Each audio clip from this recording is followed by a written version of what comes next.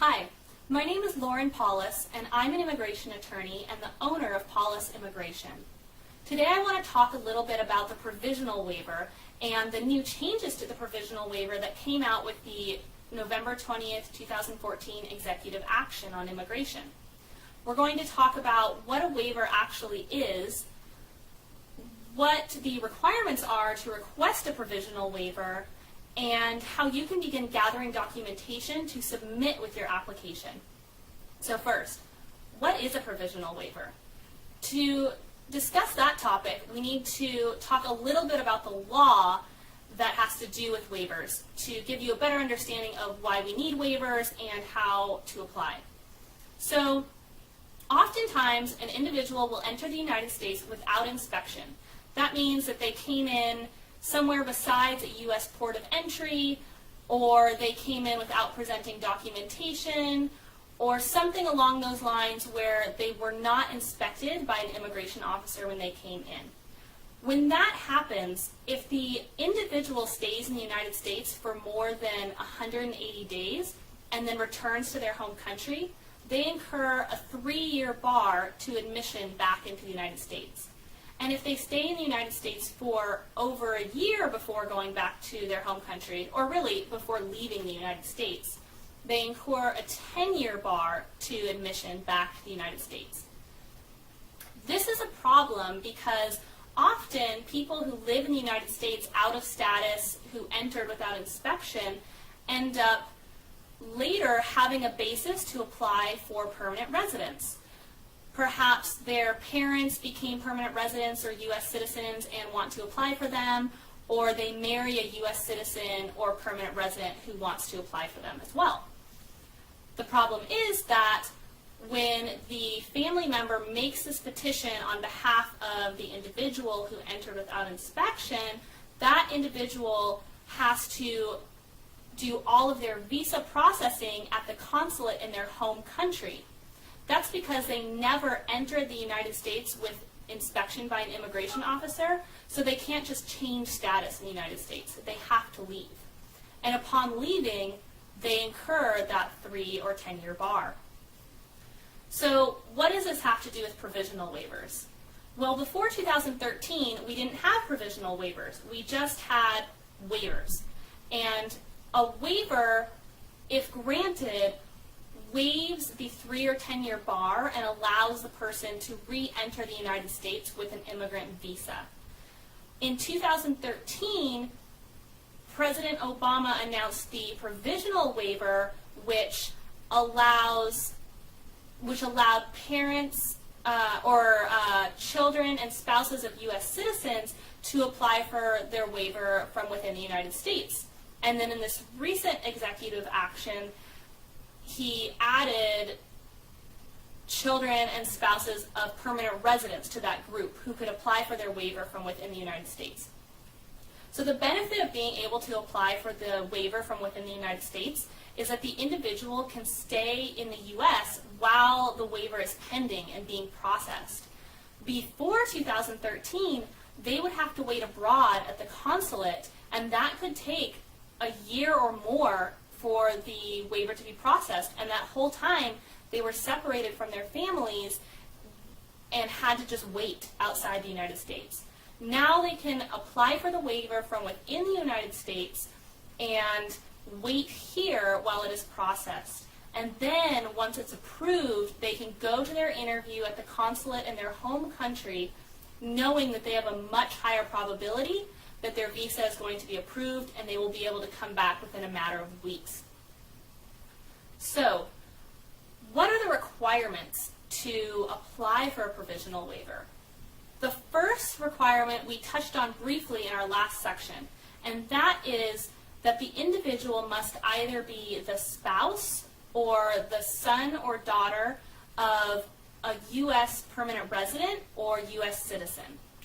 Before the November 2014 executive action, this only applied to spouses and sons or daughters of U.S. citizens, but now it also includes relatives of permanent residents. So that's our first requirement. The second requirement is that the individual must show that if they must remain outside of the United States for either the 3 or 10-year time period, that their spouse or parent will suffer extreme hardship. And not only is it extreme hardship if they are separated, but it's also extreme hardship if they are together, or if they're together in their home country abroad. So what exactly does extreme hardship look like? When I'm taking on a new waiver case, whether it be a provisional waiver or a straightforward waiver, I look at a few key things for hardship. And then, if those things aren't there, and even if they are there, I try and get creative with other types of hardship.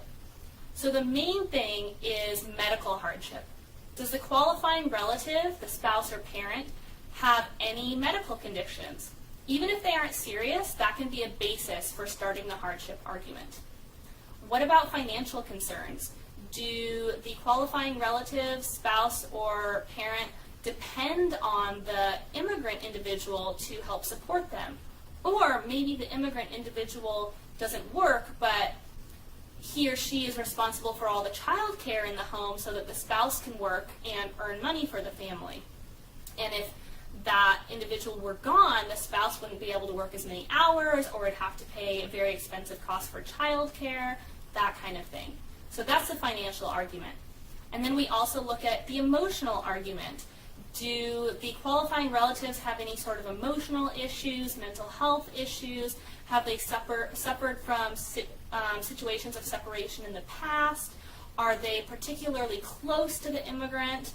Those types of things. While children of the individual cannot be qualifying relatives, we can also look at how their hardship would affect the qualifying relative in creating an overall package of what hardship is going to look like for the qualifying relative if the couple or the parent and child is separated. So, third, how should you begin gathering documentation for a waiver application? To preface this, I want to say that with waivers, I always recommend that the individual hire an immigration lawyer to help them. This is because I have had so many individuals come to my office who said, oh, we tried to do it ourselves and it was denied. Or I helped my spouse do this and it was denied and now they're stuck abroad. I don't want anyone to have to pay extra filing fees or get stuck abroad or anything like that because they did not consult an immigration attorney who really is the person who's going to have knowledge on how to do a strong waiver. But before you talk to an immigration attorney, you can definitely start gathering documentation to help the attorney throughout the process. And that way, when you meet with them, the attorney can give you a really good evaluation of your case. So some of the documentation that I look for are medical records. If anyone in the family has medical issues, get those records. You're also probably going to work with your attorney to create a declaration, which is going to talk about all the reasons why you are going to suffer if you are separated from the qualifying relatives. And not why you're going to suffer, but why the qualifying relative is going to suffer. Usually I have my clients meet with a psychologist and get an evaluation done as well, discussing the hardship. This is something you should probably wait to do until after you meet with your attorney so that your attorney can give a little guidance to the psychologist. But if you're currently meeting with a psychologist or counselor, you can talk to them about it now and just give them a heads up that you're probably going to be applying in the future. Other things to gather are your financial records. Get copies of your old bills, your mortgage or your rent, any other financial things, bank statements, tax returns, showing that the qualifying relative depends on the immigrant to help them in their lives and that they would suffer without them. And if there are other emotional or family-related issues, start gathering documentation of that. For example, if your children are in special ed, or on the opposite end, if they are in kind of accelerated programs for gifted children, you'll want to gather documentation of that because the hardship to them, if they have to move back to your home country or if they are separated from you, is going to eventually affect the spouse or the parent that's petitioning for you. So that's important. Those are just a few examples of the type of documentation I request. But again, that's another reason why it's important to talk to an attorney, because an attorney is really going to be able to dig into your case and give you strong guidance on what type of documents to gather, and also come up with creative ideas of hardship that you might not even have thought of. I hope that this overview of the provisional waiver and the requirements was helpful to you, and that it kind of pushes you to get started on the process. It's an excellent benefit, and it has changed the lives of so many individuals since it was first enacted in 2013, and I look forward to helping more people apply for the provisional waiver myself, and I hope that you have success. If you have any questions or concerns, you can always reach out to me. My phone number at Paulus Immigration is 202-709-6439, and my email address is my website address is www.paulusimmigration.com.